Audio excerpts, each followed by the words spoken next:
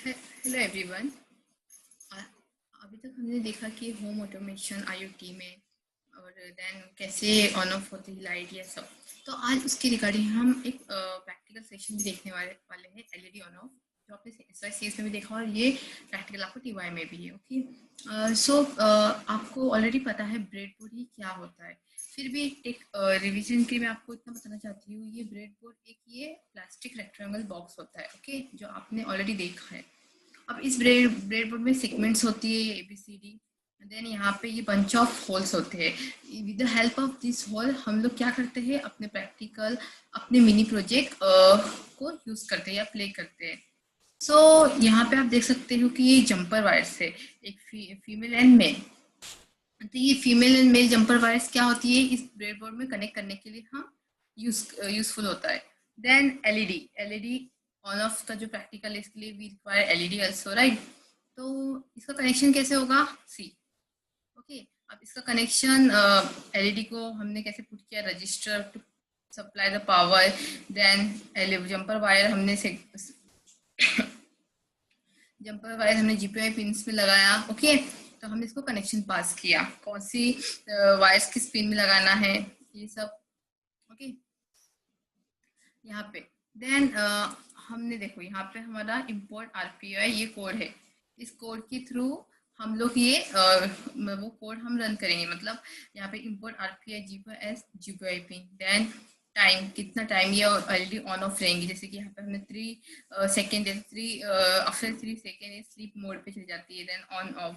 यहाँ पे हमें ये ब्रेडबोर्ड को हमें कनेक्ट करना है, इसलिए हमने इस कोड में इसको पास किया है, राइट। देन ये वाइल लूप हो गए ऑन ऑफ, और आउटपुट हमेशा होगा एलईडी ऑन ऑफ। तो ये प्रैक्टिकल देखने से पहले आपको रेस्बियन ये पता ही है कि ये रास्पबेरी पाई की OS है, राइट। सो हम लोग चेक करते हैं अगेन कि रास्पबेरी कैसे इंस्टॉल करते हैं रास्पबेरी पाई में, ओके। सो सी ये एक क्लिप है जो शो करेंगे आपको कि रास्पबेरी हम कैसे इंस्टॉल करते हैं रास्पबेरी पाई में।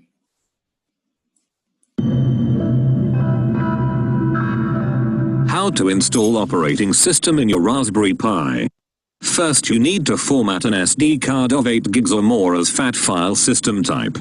On macOS, launch Disk Utility. Select the SD card to format. Next, select Erase. Give a name. Choose Format as MS-DOS FAT and click Erase. On Windows, open File Explorer. Control-click on the SD card drive. Select Format. Next, choose FAT as the file system and click Start to format.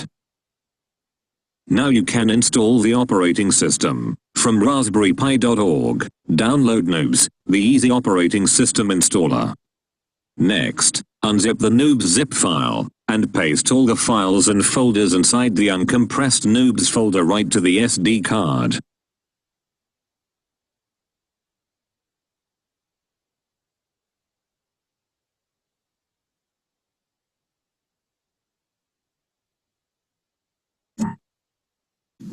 Next, insert the micro SD card in your Raspberry Pi.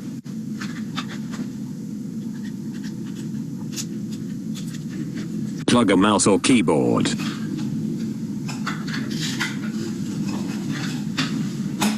Connect the HDMI cable to a monitor or TV. And power it up by using the 2 amps power supply.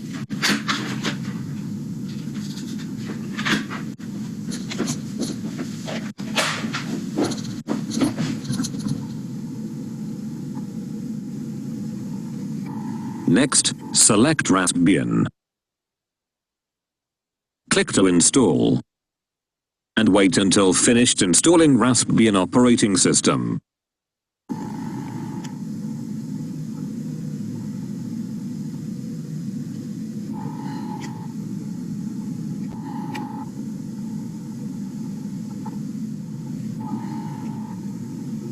With a successful install, the Raspberry Pi should now boot with his new operating system. And this is the easiest way to install Raspbian Desktop OS on a Raspberry Pi. I'd like to thank you for watching, and if you find this video helpful, give us a thumbs up and I see you on the next Pi videos. Cheers.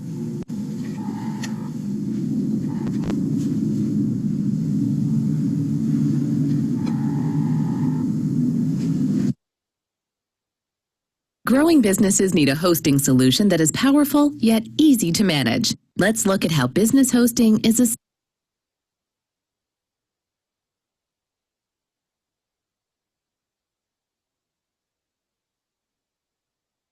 If you're interested, इसमें ये देखा कि ये Raspbian कैसे install हुआ, right?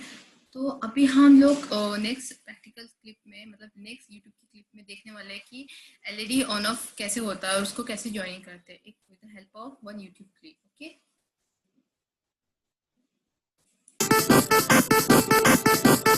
For today's Raspberry Pi lesson, we'll need a few things. One is a breadboard. It doesn't really matter what size. The stuff we're going to be playing around with today, or at least for the next few electronics classes, a small one will do fine. They're super cheap. You can get a full-size one for about $6. And later on down the road, the larger ones will come in handy, but for now, small's fine. We'll need a Raspberry Pi. I'm using the Pi 3, 40 GPIO pins. This is what we're going to be playing around with today. We're going to need 2 cables, female to male connectors. It does not matter the colors. I'm just going to stick with the red and blue because that's generally what we use for positive and ground. We'll need 1 LED and 1 resistor. This one here happens to be a 220. I wouldn't want to go too much higher than 220, and well, we'll take a look at Ohm's law in the next video, but really anything over 100 we should be fine with. So let's go ahead and set this up. So I'm going to start off with the LED. If you take note, one of the legs is longer than the other. That long one is the positive, the short is the ground. And if you take a look around the edge here, you'll see it's rounded. Except for the one side where the short one is, it's flat. It's also another visual indicator. But what I'm going to do is spread them apart a little bit. And I want to put them into the board. And it really doesn't matter where we put them. Just make sure that the positive is at the top or towards the top, and the negatives towards the bottom. Let me look in a little closer here. I'm actually going to move this. I'm actually going to put the positive at 5. Let's just be a little more precise. And the ground is going to go in at 7. Now I'm going to take my resistor. I'm going to bend it so we can fit that in there as well. Now we want it to go in with the positive or the longer one. So that means we want one in 5. I should have moved this down a little bit. And I'm going to put the other one in 1.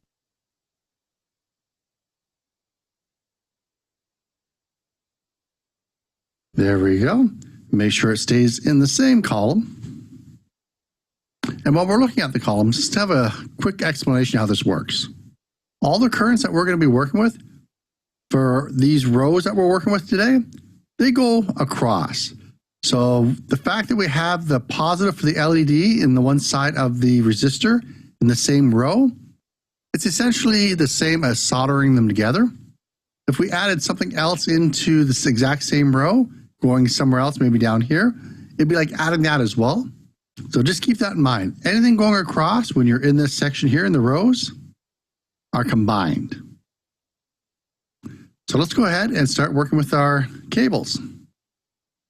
I'm going to take the negative or the ground. We want to make sure it's lined up with 7. And I'm going to put it right at the edge here. And then for the positive, I'm going to line that up with the first one on the resistor, which is 1. There we go. And I'm going to be plugging these into my Pi in just a second here. But let's take a look at the flow. Get them out of the way. Making an Arduino project with Circuito.io is pretty simple. All you need to do is choose the components you want to use in your project.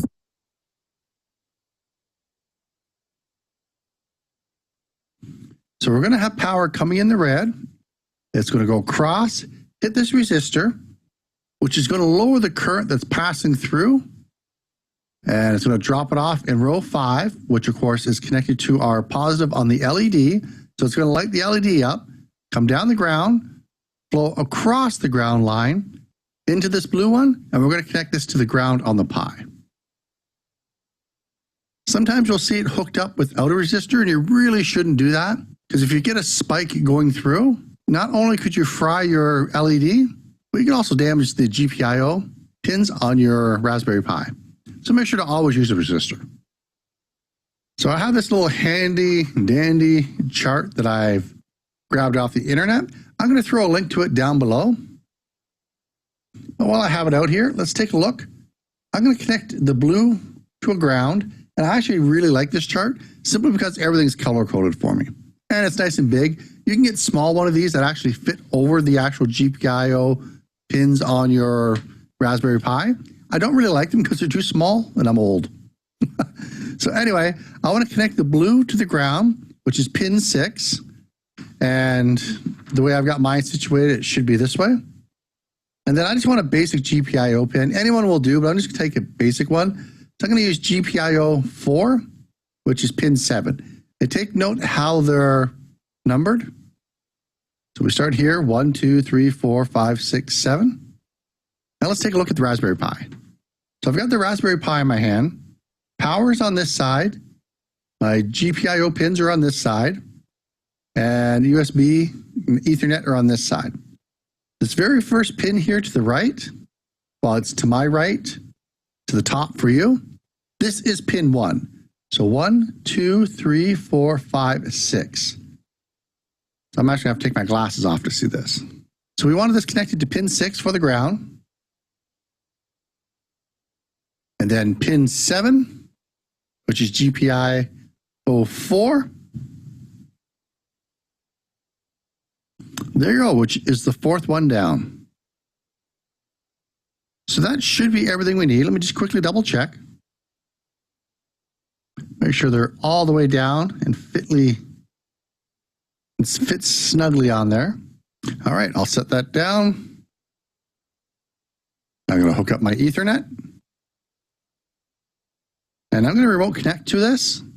So the only other cable I need is power, which is being provided from my computer. So we'll go ahead, we'll power this on. Move it over a little bit more for you. I'll take some pictures of it and post those as well. But now that it's powering up, let's go ahead, we'll jump over to my desktop and let's write a script to actually control this.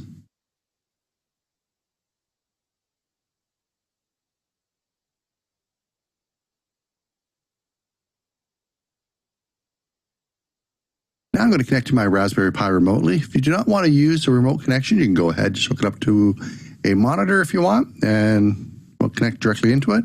I'm going to be using the VNC viewer for this, just like we did in the last video.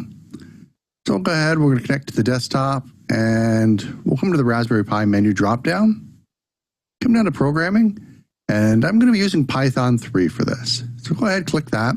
It's going to open up the shell for Python. And take note in the shell that you can actually go ahead and just type your commands in here.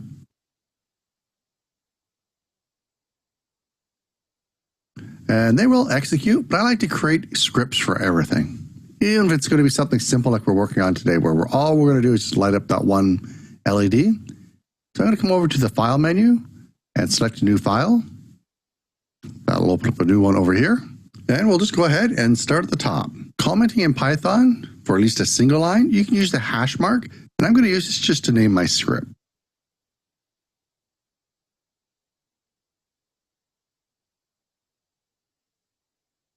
So we'll use just lowercase. So blink.py, and py denotes the name or the type of the file that we're going to be saving it as. So py for Python. Great. So let's move on to the imports.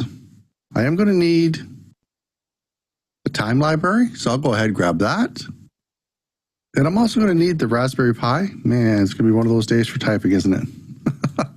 I am going to need the Raspberry Pi library, but I want the GPIO part.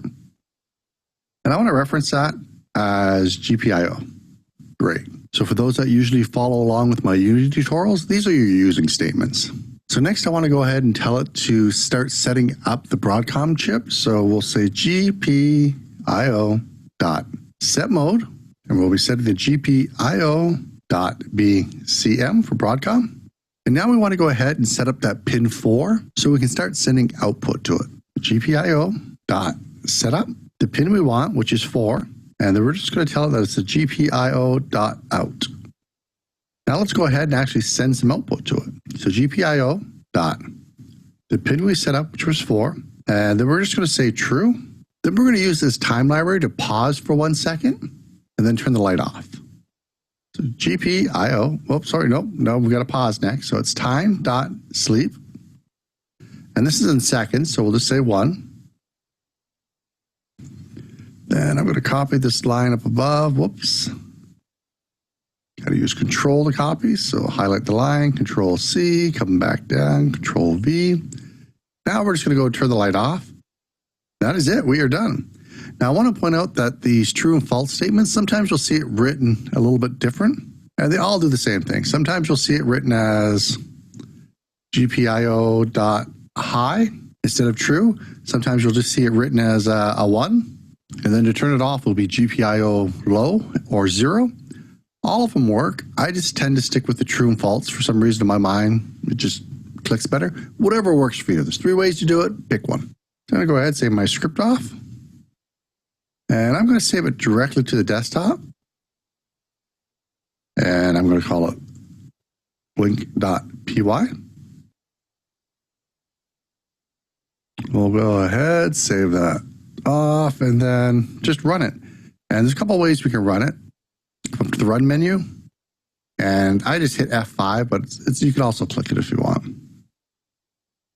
And it'll go ahead and run, and the light goes on for a second and turns off. Let's do a little bit longer here. And make sure to save it. If you don't save it, it's just going to ask you to. But we'll go ahead, we'll start it back up, and it runs, and there we go. Now it's telling me that I've already gone ahead and assigned pin 4. Am I sure that I want to go ahead and reassign it again? That's fine. We can actually hide those warnings. Well, for now, let's go ahead and we'll leave them on just so we know that we're reassigning a pin. So if we come to our desktop, we have our little blink script here. We should go ahead and start creating a folder structure just so we can start keeping these scripts sorted, or it's going to get really messy on our desktop.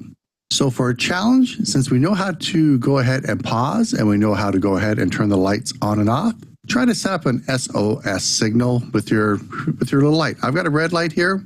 You can use any light, any color you want. Or if you're looking for something even a little bit more advanced, go ahead and set up 3 lights, maybe a red, a yellow, and a green, and try to create a stop light that will rotate between all the different colors. And as always, I'll see you in the next video. Okay, तो हमने देखा कि कैसे ये blink होता है. Okay, मतलब ये practical. I hope you understood. Okay.